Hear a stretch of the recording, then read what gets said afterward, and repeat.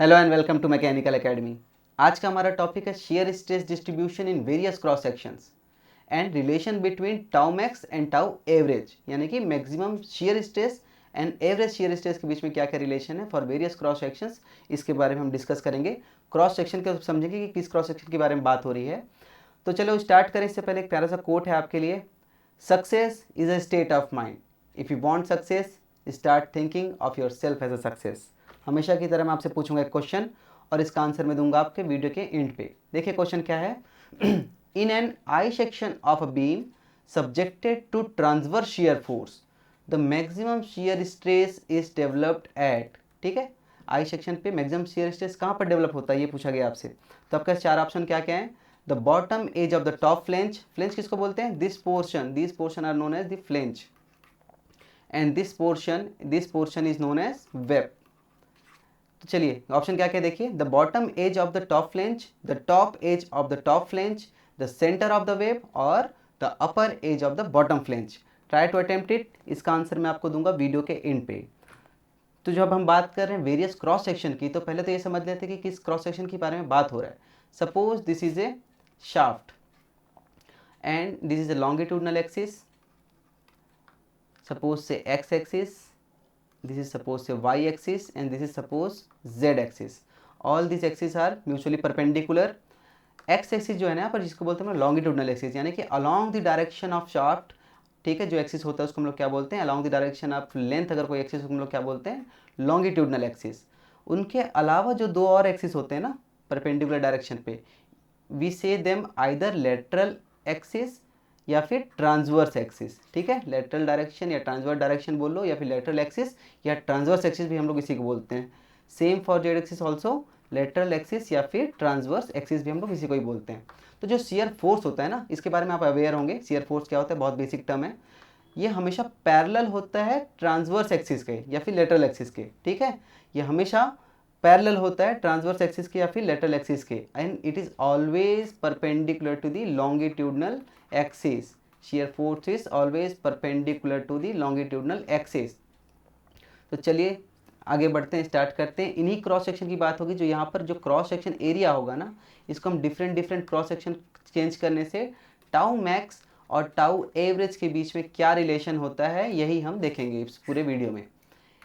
इस टॉपिक से हर साल आपके एग्जाम पे बहुत बार क्वेश्चन पूछा जाता है। फ्रिक्वेंटली आस्क्ड क्वेश्चन इस टॉपिक से होते हैं। ठीक है, तो चलिए ध्यान से देखिए क्वेश्चंस और समझिए, इन सारे वैल्यूज़ को याद रखने की कोशिश करिए। इनकी वैल्यूज़ के साथ साथ में इनका डायग्राम भी उतना ही इंपॉर्टेंट है, तो आप डायग्राम और वैल्यू दोनों पे फोकस करेंगे। अगर हमारा जो क्रॉस सेक्शन एरिया है, क्रॉस सेक्शन जो हमारा एरिया है वो रेक्टेंगुलर क्रॉस सेक्शन हो, उस केस में देखिए जो टाउ मैक्सिमम होता है that is 3/2 times of tau average. Tau maximum is equal to 3/2 times of tau average, या फिर आप इसको और ये कह सकते हैं 1.5 टाइम्स ऑफ टाउ एवरेज। ठीक है, पैराबोलिक नेचर का होता है हमारा शेयर स्ट्रेस डिस्ट्रीब्यूशन इसमें। ठीक, और मैक्सिमम कहाँ पर होता है ये देखिए, न्यूट्रल एक्सिस पे tau is maximum here. Tau average क्या होता है? 1.5 टाइम्स यहाँ लिखे हम लोग। Tau average nothing but resisting shear force divide by the cross section area. This is the average shear stress here. अब देखिए, अगर हमारा क्रॉस सेक्शन जो है वो रेक्टेंगुलर ना होकर के अगर सर्कुलर हो, अगर हमारा क्रॉस सेक्शन सर्कुलर हो, उस कंडीशन पे भी देखिए पैराबोलिक नेचर पे ही हमारा शियर स्ट्रेस डिस्ट्रीब्यूशन होता है। और again we get the tau max at neutral axis. Tau max हमको अगेन न्यूट्रल एक्सिस पे ही मिल रहा है। और वैल्यू क्या होती है देखिए, tau maximum is equal to 4/3 times of tau average. Very important. ठीक, ये दोनों क्रॉस सेक्शन बहुत ज़्यादा इंपॉर्टेंट हैं। नेक्स्ट, अगर आपका क्रॉस सेक्शन जो है वो ट्रैंगुलर है, क्रॉस सेक्शन एरिया जो है वो आपको ट्रैंगुलर सेक्शन का है, तो इस कंडीशन पे देखिए न्यूट्रल एक्सिस पे आपको टाउ मैक्सिमम नहीं मिलता है। ठीक, न्यूट्रल एक्सिस पे टाउ मैक्सिमम आपको नहीं मिलता है, यहाँ मिलेगा आपको टाउ एवरेज। और जो वैल्यू होती है टाउ मैक्सिमम और टाउ एवरेज के बीच में क्या होती है? 3/2 टाइम्स ऑफ टाउ एवरेज। हाँ, same as rectangular cross section, इसकी वैल्यू सेम होती है। ठीक है, again it is parabolic nature जो डिस्ट्रीब्यूशन होता है शेयर स्ट्रेस का, अगेन ये पैराबोलिक की नेचर होता है। बट यहाँ पर जो न्यूट्रल एक्सिस होता है वहाँ पे आपको टाउ मैक्सिमम नहीं मिलता है, यहाँ पर मिलता है आपको टाउ एवरेज। ठीक है, तो ये रिलेशन याद रखेंगे आप, tau maximum equal to 3/2 times of tau average. अगर आपका cross section hollow circular cross section का हो, जो आपका शाफ्ट है, ठीक है, उसका क्रॉस सेक्शन जो है हॉलो क्रॉस सेक्शन टाइप का है, तो इस कंडीशन पे tau maximum is equal to 2 times of tau average, ठीक है। और जो इनर साइड जो आपका एरिया है, देखिए इनर साइड जो आपका एरिया है, यहाँ पर इस सरफेस पे आपको शियर स्ट्रेस की वैल्यू ज़्यादा मिलती है as compare to the outermost side, ठीक। आउटर मोस्ट पे तो देखिए वैल्यू यहाँ पर शियर स्ट्रेस 0 है, ठीक। इस कंडीशन पे आपकी वैल्यू यहाँ पर 0 नहीं है। और जो न्यूट्रल एक्सिस है, अगेन न्यूट्रल एक्सिस पे ही आपको टाउ मैक्सिमम मिलता है, ठीक है। तो ये नेचर ऑफ कर्व भी आप याद रखेंगे, कर्व कैसा है, ठीक है। डायग्राम भी उतना ही इंपॉर्टेंट है जितना इसकी वैल्यूज इंपॉर्टेंट है। नेक्स्ट देखिए, एक सेक्शन हमारे पास और है, इसको हम लोग बोलते हैं square diagonal section. Square diagonal section, थोड़ा नंबरिंग में प्रॉब्लम होगा, इसको छोड़ दीजिए। स्क्वायर डायगोनल सेक्शन पे अगर हम लोग बात करें शियर स्ट्रेस डिस्ट्रीब्यूशन की, तो ये कुछ इस तरीके से होता है। This is our neutral axis, this is the neutral axis, ठीक है। This is the neutral axis. Neutral axis पे अगेन हमको टाउ मैक्सिमम नहीं मिलता है, ठीक। टाउ मैक्सिमम का जो लोकेशन होता है, देखिए समवेयर हियर, टाउ मैक्सिमम का लोकेशन जो होता है कहीं यहाँ पर होता है हमारे पास। इसकी जो वैल्यू होती है, अब ये वैल्यू याद रखिए, for the square diagonal section tau maximum is equal to 9/8 times of tau average, ठीक। तो ये वैल्यू भी आप याद रखेंगे for the square diagonal section. और इसकी वैल्यू दो जगह पर हमको मैक्सिमम मिलती है, एक लोकेशन यहाँ पर भी है, ठीक। और स्ट्रेस डिस्ट्रीब्यूशन का डायग्राम है ये डायग्राम भी आप याद रखेंगे। ये तो हो गए कुछ वो नोन क्रॉस सेक्शन जिनके बारे में डायरेक्टली हमको ऐसे रिलेशन पता है। ऐसे बहुत सारे क्रॉस सेक्शन और भी जिनके बारे में डायरेक्टली कोई वैल्यूज़ नहीं पता है, but we can find out it by the calculation. और उसके लिए प्रॉपर हमारे पास फॉर्मूला है, रिलेशंस हैं, उससे हम फाइंड आउट कर सकते हैं। But at the same time उनका जो डायग्राम है, जो शियर स्ट्रेस डिस्ट्रीब्यूशन का डायग्राम है, वो बहुत ज़्यादा इंपॉर्टेंट है। हम देखेंगे बहुत सारे डायग्राम्स हैं, बट देखिए अगर आपको ना हो डायरेक्ट पता कि क्या उनके बीच में रिलेशन है, तो आपके पास एक फार्मूला जिससे आप निकाल सकते हैं। उस फार्मूला के बारे में भी आपको बता देता हूँ ताकि आप ये भी ध्यान में रखें।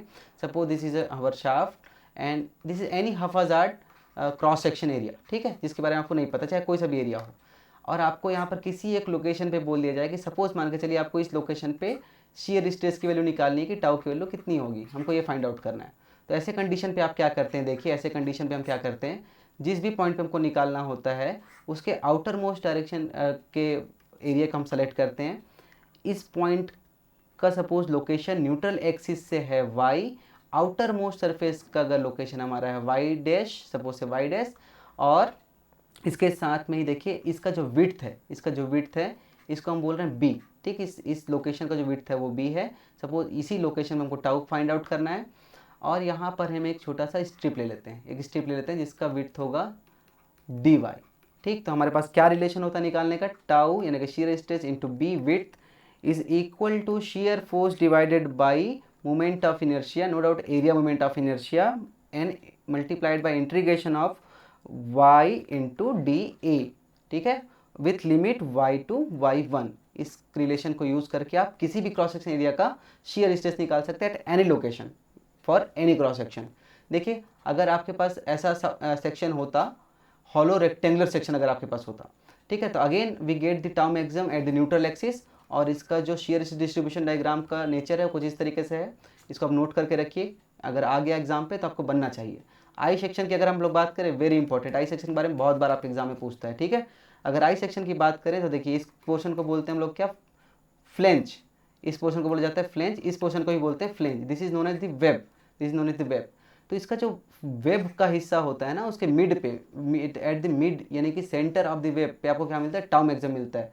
और देखिए फ्लेंज का जो एंडिंग होता है और जो वेब का वेब का और फ्लेंज का जो मीटिंग पॉइंट है, इसी लोकेशन पर सडन चेंज देखते हैं हम लोग किसका, शियर स्ट्रेस का।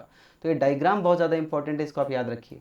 नेक्स्ट सी सेक्शन अगर है तो again we get the neutral tau max at a neutral axis, and if we have the plus section then again इसका शियर स्ट्रेस डिस्ट्रीब्यूशन डायग्राम कुछ ऐसा है। शियर स्ट्रेस का maximum value हमको कहीं यहाँ पर देखने मिलता है, ठीक है। तो ये डायग्राम भी आप याद रखिए।